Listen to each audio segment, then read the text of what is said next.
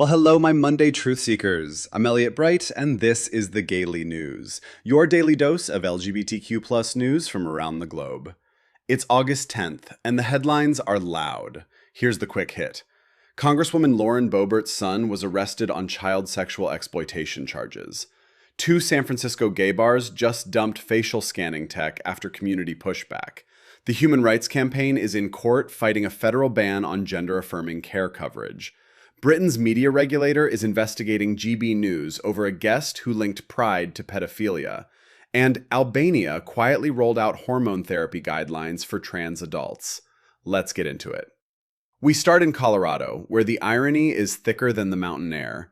U.S. Representative Lauren Boebert's 21-year-old son, Tyler Boebert, was arrested over the weekend in Garfield County on multiple felony charges related to the sexual exploitation of a child. Court records show the charges include sexual exploitation of a child, possession with intent to distribute, and contributing to the delinquency of a minor. The alleged incidents date back to early 2024. He posted bond and was released. Boebert, who has spent years painting LGBTQ+ people as groomers, released a statement saying she loves her son and takes the allegations seriously. The contrast is not subtle. When someone builds a brand on fear-mongering about queer people and children, the spotlight cuts both ways. From politics to the Castro.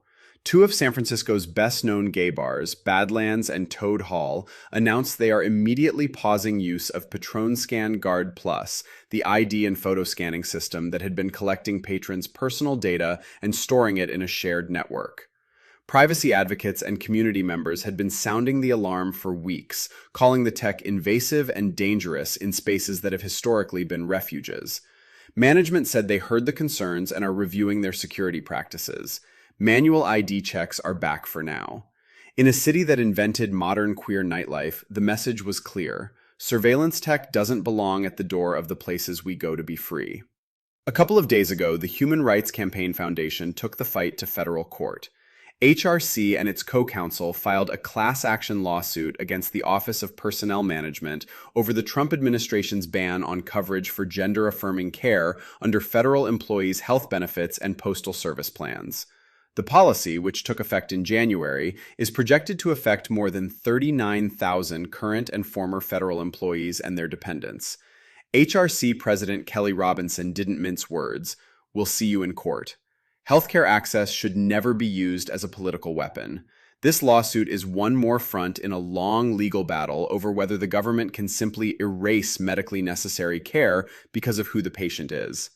Across the Atlantic, Britain's media watchdog is opening an investigation. Ofcom confirmed it is reviewing an episode of GB News after a guest, Caroline Farrow, linked Pride celebrations to bizarre and unhealthy kinks, including bestiality and minor attracted people. The comments came during a segment questioning whether Pride is suitable for families. More than 12,000 complaints poured in.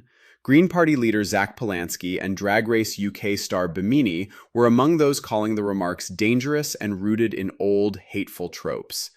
GB News has faced previous investigations over similar content. The regulator is now deciding whether the broadcast breached standards on offensive material.